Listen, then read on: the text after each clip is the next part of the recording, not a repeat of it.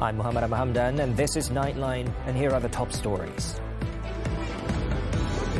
Zionist forces attack Hamas leadership in Qatar's Doha. Threat to burn down LNG facility sent from Indonesian number. And nearly 170 million ringgit linked to Datuk Seri Ismail Sabri Yaakob, now government property.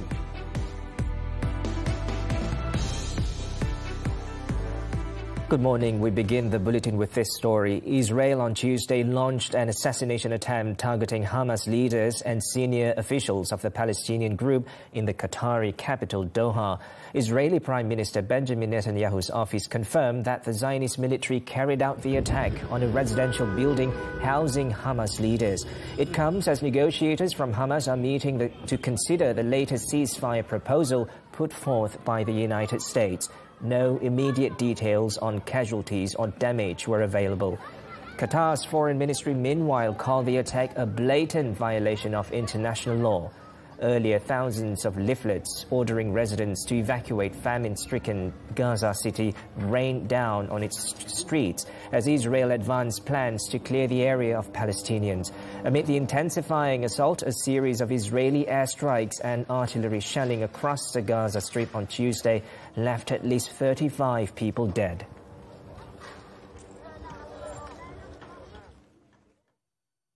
Meanwhile, the Gaza-bound global Sumud flotilla has confirmed that a drone has struck its main ship in the Tunisian port of Sidi Bou Said, causing a fire, though all 6 passengers and crew are safe.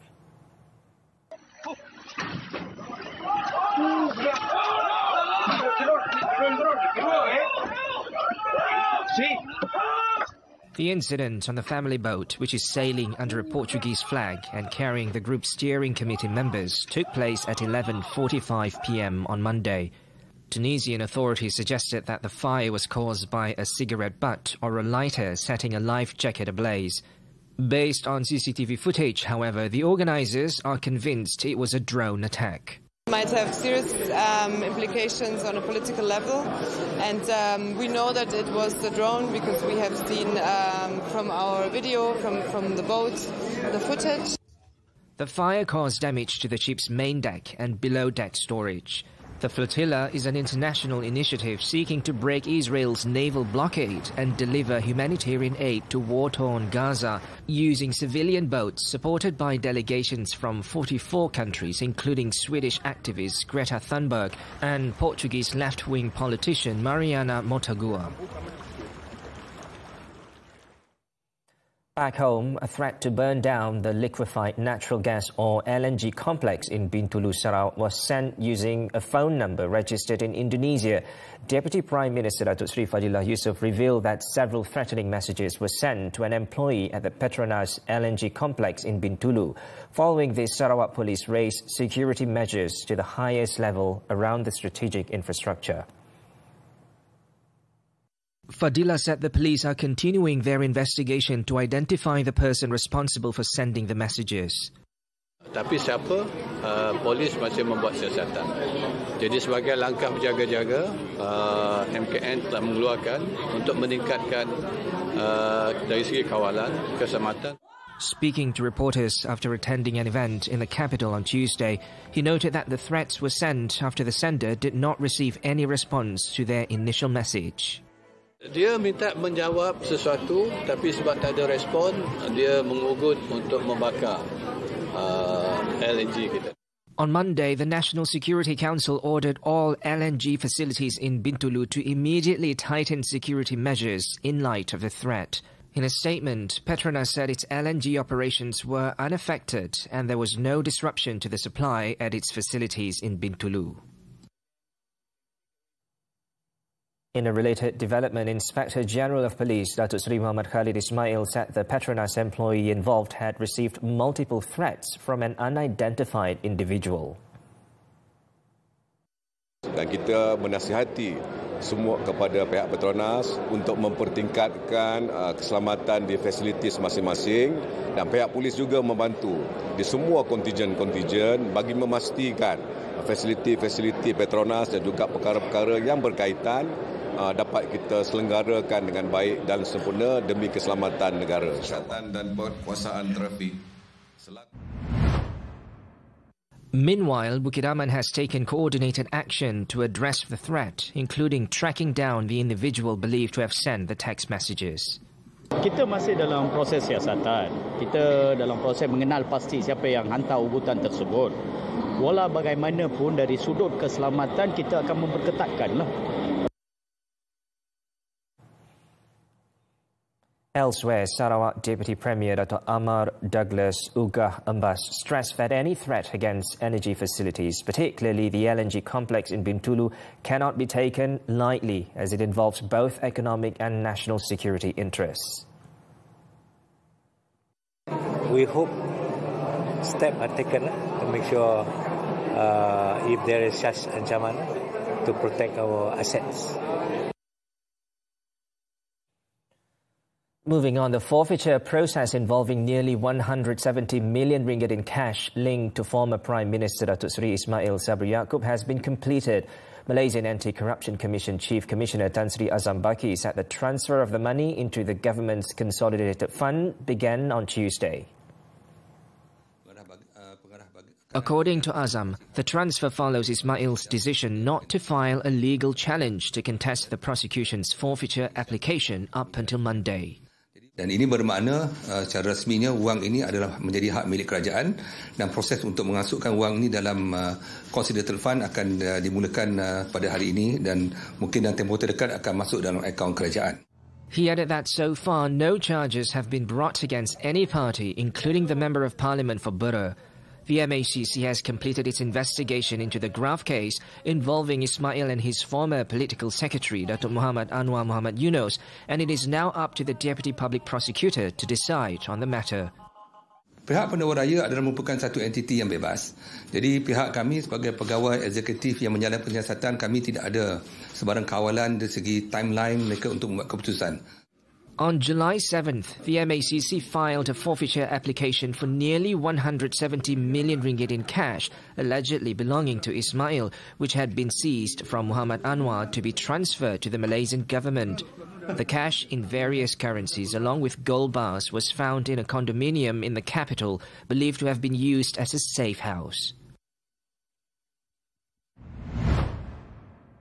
Meanwhile, Azam revealed that the investigation into 5 senior officers of the Malaysian Armed Forces involved in smuggling syndicate activities in the southern region of the country has been completed. Siasatan telah siap dan telah dirujuk kepada Timbalan Pendawa Raya dan keputusannya 4 daripada pegawai berkenaan telah dipersetujui oleh Timbalan Pendawa Raya untuk dituduh di mahkamah.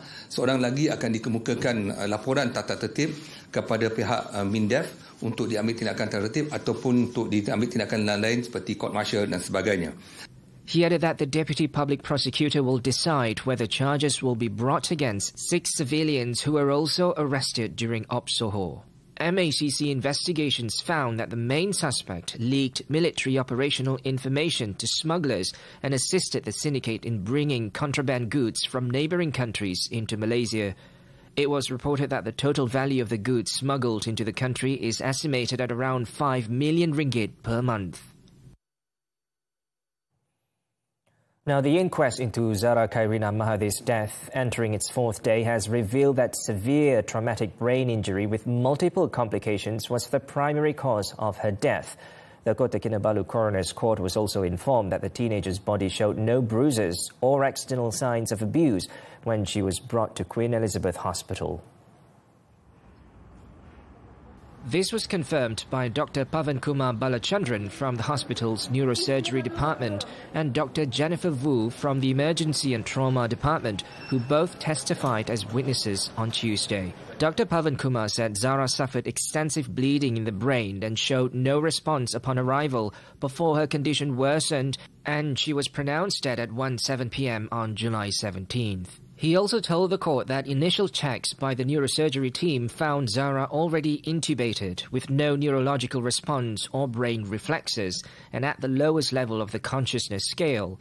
Meanwhile, Dr. Jennifer confirmed there were no visible injuries suggesting abuse, adding that Zara was brought to the hospital unconscious at 4:38 a.m. on July 16th with swelling and bleeding at the back of her head.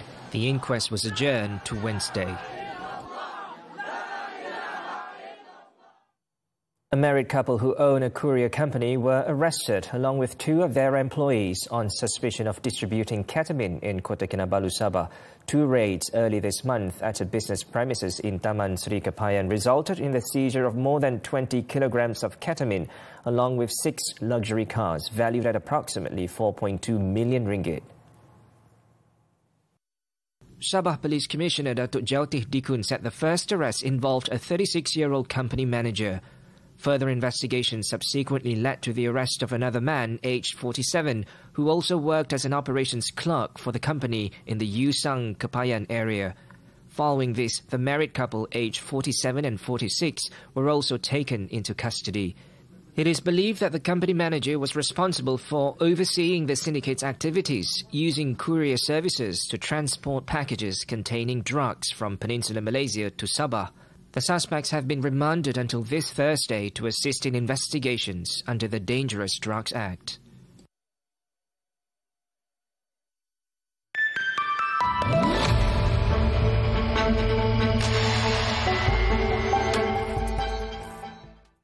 The Consumer Credit Commission, or CCC, will now be able to regulate non-bank lenders and credit service providers. Deputy Finance Minister Lim Hui Ying said this also includes Buy Now, Pay Later or BNPL services. Speaking in the Dewan Negara, Lim said the CCC was established under the Consumer Credit Act following the recent passage of the Consumer Credit Bill 2025 in the Upper House. Kita mesti pastikan tema urus niaga yang adil, pengenaan charge atau fee yang telus, yang berpatutan dan tidak membebankan. SKP juga akan melaksanakan satu sistem pengurusan aduan yang berkesan yang akan memastikan pengurusan aduan ini sangat efisien atau lebih efisien oleh syarikat-syarikat pemberi kredit dan penyelia perkhidmatan kredit yang dikawal selia. Under the new law, all credit providers must now adopt responsible lending practices, including assessing a borrower's ability to repay. They will also implement a complaint management system to ensure supervised credit providers handle complaints effectively. For now, the Consumer Credit Oversight Board Task Force continues to monitor developments in the BPNL sector and review related issues. Indonesia's new Finance Minister Purbaya Yudi Sadewa acknowledged that the difficult task ahead as he took office on Tuesday following the shock removal of long-serving finance czar Sri Mulyani Indrawati. Speaking at the handover ceremony, Purbaya said the job would not be easy amid global technological and geopolitical challenges. Sri Mulyani's abrupt exit stunned markets, with investors worried that Indonesia's hard-won fiscal credibility could be undermined by President Prabowo Subianto's populist spending plans. The central bank intervened to stabilize the rupiah, which fell more than 1% against the US dollar. Meanwhile, the main stock index slid over 1.5% in morning trade, extending Monday's losses, while Indonesia's international bonds also weakened.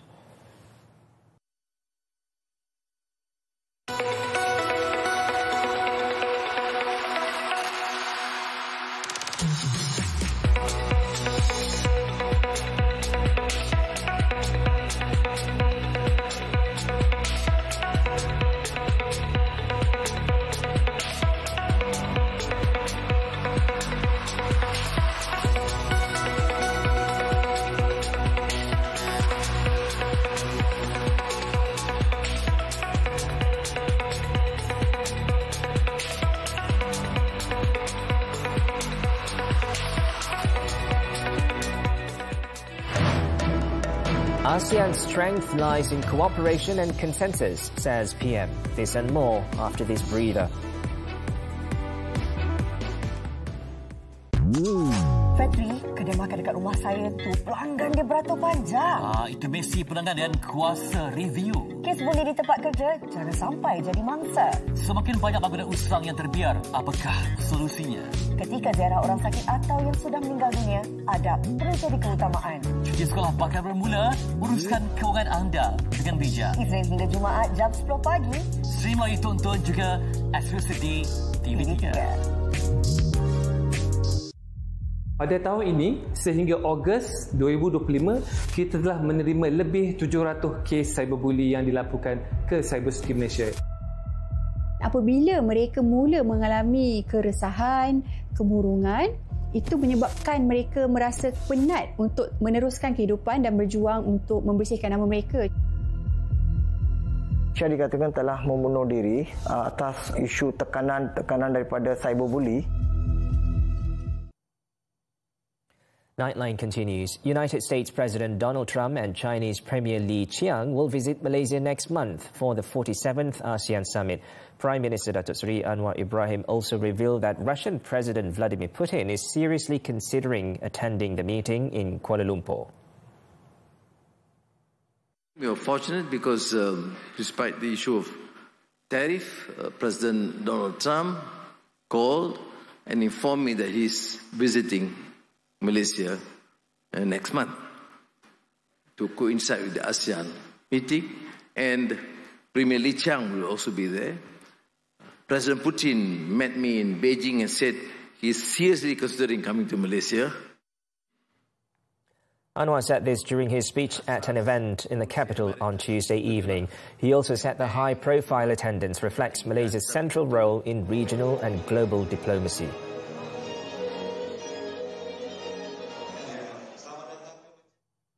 Earlier, the Prime Minister said ASEAN's strength stems not just from its diversity, but from continuous cooperation and consensus among its members. Anwar said this principle has been the cornerstone of ASEAN's strength for 6 decades, despite facing numerous global challenges. ASEAN is unique. It's one of the most peaceful regions in the world. Economically most dynamic, with huge, enormous potential, attracting investments from all over the world, maintaining geopolitical stance that respects centrality. Very difficult to navigate, but we are able to do so because we work as a team. Anwar made the remarks during his speech when officiating the 19th ASEAN Ministerial Meeting on Transnational Crime in Malacca on Tuesday. He added that ASEAN's strength must be preserved, while the region continues to serve as a key reference point. He also noted that Thailand's newly appointed Prime Minister, Anutin Chanvirakul, has expressed his commitment to maintaining security along the Thailand-Cambodia border. This assurance was conveyed to Anwar during his phone conversation with Anutin earlier this week. At a separate event, Anwar said efforts to drive the nation's economic growth will lead nowhere if they rely solely on economic strength. The Prime Minister stated that growth must go hand in hand with good governance, along with continuous efforts to prevent leakages and eradicate corruption. In his keynote address at the Asian Confederation of Institutes of Internal Auditors Conference 2025 in Kuala Lumpur on Tuesday, Anwar said the greatest challenge faced throughout any nation's history is tackling corruption, as those involved often possess significant financial power and influence. Saya seperti mana Datuk Seri Suraya tahu, memberikan ruang dan wewenang seluas mungkin supaya jentera kerajaan diawasi, dipantau dari dekat, dan ini harus mendapat kerjasama sepenuhnya dengan bursa dan juga suruhanjaya security dan syarikat swasta. Anwar said history has shown that many nations face serious challenges when corruption and abuse of power are allowed to take root, even when they possess wealth, influence and economic strength. He added that the governance built on integrity, transparency and accountability is a strategic asset that can attract investors, guarantee progress and secure a lasting legacy for future generations. Now, nearly 89% of the 4,352 contract doctors have received offers for permanent appointments. Health Minister Datuk Seri Dr. Zulkifli Ahmad said the acceptance rate is almost the same as last year. According to Zulkifli, 3,850 medical officers at grade UD10 received offers, while some declined for various reasons. Menolak pastinya, ya, tapi itu adalah fenomena lazim yang kita lihat setiap tahun, ya. Jadi di situlah, ya, kita tengok, ya, jangan kita kena adili, ya. bukan kita tidak mahu, kita sangat sayang kepada kawan yang telah kita latih, tapi apakan daya kalau mereka menolak, ya, menolak tawaran kami, ya, dan ini tetap menolak tawaran penempatan tetap, ya. Despite the rejections, he said his ministry remains committed to offering new appointments to fill vacancies as they arise. Offer letters to more than 4,500 contract doctors have been issued since August 18th, with the reporting date set for October 2nd.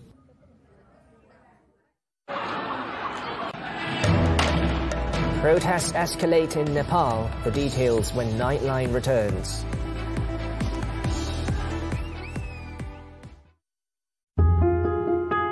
I was there. Adults were shouting, and adults of different races menyebut merdeka. Merdeka is freedom. If Merdeka Stadium can speak, can you just imagine how many stories it can tell you?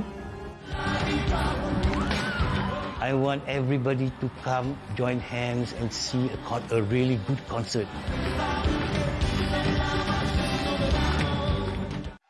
Cari hotel dengan hiburan terbaik. Sure, Kalau datang ke Love Fair Hotel, boleh saya bantu? Dramacation paling kecoh bermula di sini. Ku genggam tangan yang membara. Boleh saya bantu? Musim kedua, Jumaat dan Sabtu, 9 malam. Di Lestari TV3 dan stream 24 jam lebih awal ditonton. Hai kawan-kawan pernah tak rasa tak selesa bila ada orang cuba sentuh badan kita? Kawan-kawan ingat tahu badan kita ni milik kita. Kalau ada orang sentuh tapi izin, korang cakap tidak. Lepas tu korang bagi tahu ibu bapa ataupun cikgu ataupun kakak dan abang, okey? Betul tu. Ingat, tak ada orang yang boleh buat kita rasa takut dan tak selesa. Kita berhak rasa selamat dan dilindungi. Unlocking the future of business. From industry evolutions to policy changes, we go beyond the headline. Deep insights, sharp analysis. Understanding the forces driving tomorrow's economy. Key financial insights that drive decisions. This is Money Matters, every Saturday, 5 p.m. Only on TV3 and stream now on Tonton. Onto the foreign front. Nepalese Prime Minister Khadga Prasad Sharma Oli resigned on Tuesday, a day after 19 people died in violent protests triggered by a social media ban in the country. The resignation was accepted, and President Ramchandra Paudel has initiated the process and discussions to appoint a new leader. Earlier, Oli's government lifted the ban after protests intensified on Monday, with police firing tear gas and rubber bullets at protesters. Despite the lift, protests continued on Tuesday, leading to Oli's resignation, in which he stated he was stepping down to facilitate a political resolution in accordance with the constitution. Protesters attacked and set fire to Oli's house, while some targeted the properties of other politicians and government buildings. So far, 19 people have been killed and more than 100 injured in the unrest that turned deadly, marking the worst violence in the Himalayan nation has seen in decades.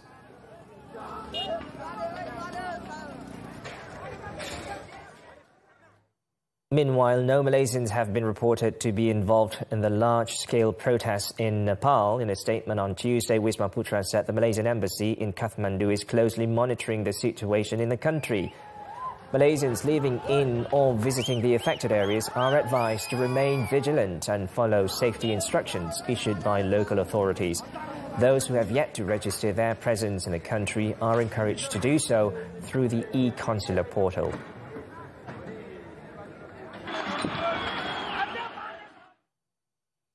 Thailand's Supreme Court has ruled that former Prime Minister Thaksin Shinawatra must serve 1 year in prison in a watershed case for the kingdom. The court issued its ruling on Tuesday in a review of whether Thaksin's stay in the private room of a police hospital from 2023 to early 2024 counted as time served towards an earlier prison sentence. The judges said the 76-year-old had no severe illness and could have been treated in jail, adding that both he and his doctors had intentionally prolonged his hospital stay. Shortly after the ruling, Thaksin said he accepted the court's decision. Originally sentenced in 2023 to 8 years for fraud and abuse of power, his sentence was reduced to 1 year by Thailand's King Maha Vajiralongkorn. He was later released early due to his age.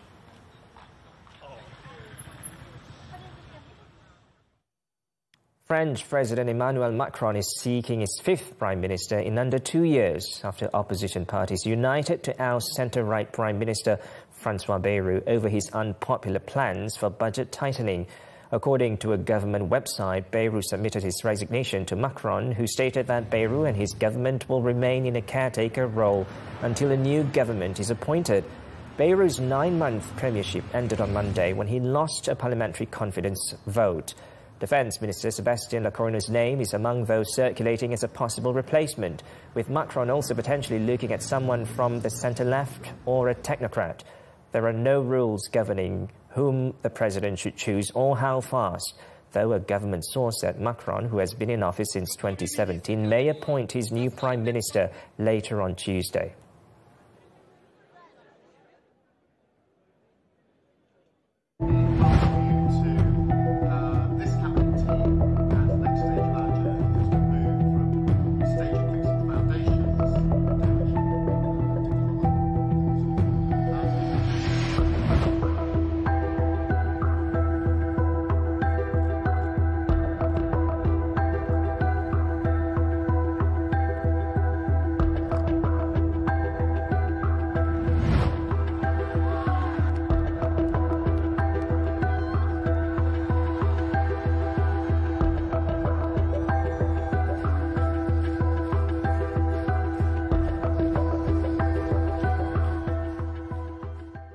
Sports now. Football national team head coach Peter Klimovsky's decision to start 3 local defenders against Palestine showed that Harimau Malaya are not overly reliant on heritage or naturalised players to shore up the backline.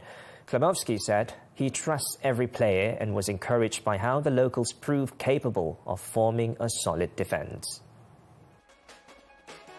I believe in the players, so that was a good outcome where we got clean sheet. We made 7 changes from the last game, and that's a lot. And then you make 6 subs, and that's a lot. So the game can get disjointed towards the end. I think it did, but the commitment everybody showed, all the players, oh man, I'm so proud. On Monday, the Australian handed starts to Sharul Saad, Harith Haikal Adam Afkar and Dominic Tan, who stood firm alongside Kentin Cheng to frustrate the Palestinian attack. Their resilience helped world number 125 Malaysia secure a 1-0 victory over the 98th ranked side at the Sultan Ibrahim Stadium in Iskandar Putri, Johor, sealed by an early strike from Joao Figueiredo in just the 2nd minute. The win was Malaysia's first against Palestine in 24 years and their first in recent memory against a team ranked inside the world's top 100. And turning to badminton, the 2025 Hong Kong Open, Malaysia's first round campaign delivered mixed fortunes on Tuesday, with some pairs advancing and others falling early. In the men's doubles, Goh Zifei and Nur Izzuddin Muhammad Rumsani survived a tough test, beating China's Zheng Weihan and Hao Nanxie 21-12, 11-21, 21-19 after nearly an hour on court. They next face Taiwan's Li Fangji and Li Fangzhen for a quarter-final spot. Another national pair, Man Weichong and T Kai-Wun, also booked their place in the second round, defeating compatriots Nur Muhammad Azrin Ayub and Tan Wee Keong 21-19, 21-12. They will next meet Taiwan's Li Zhehui and Yang Po-Swan. In the women's doubles, World Championship runners-up Pearly Tan and M. Tina cruised through, dismissing Hong Kong's Chu Wing-chi and Yu Yi-Kyu 21-9, 21-9 in just 25 minutes. The defending champions will next face Indonesia's Febriana Dwi Puji Kusuma and Melissa Puspitasari. Also advancing were Goh Pei Ki and Teo Mei Sing.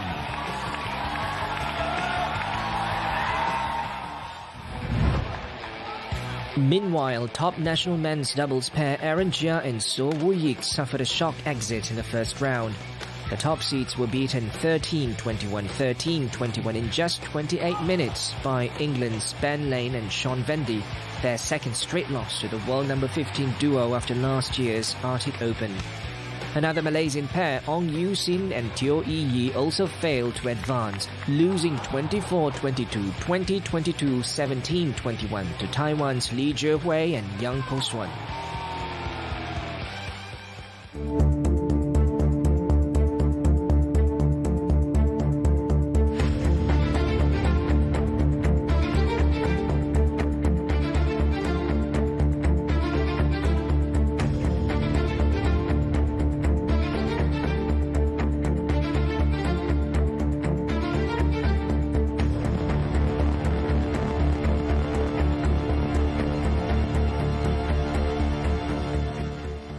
And that concludes this edition of Nightline. Before we leave, let's take a look at Venice's annual historical regatta, with traditional boats sailing along the Grand Canal in a colourful tribute to the city's maritime heritage. With that, I'm Muhammed and Hamdan. Thanks for watching and stay safe.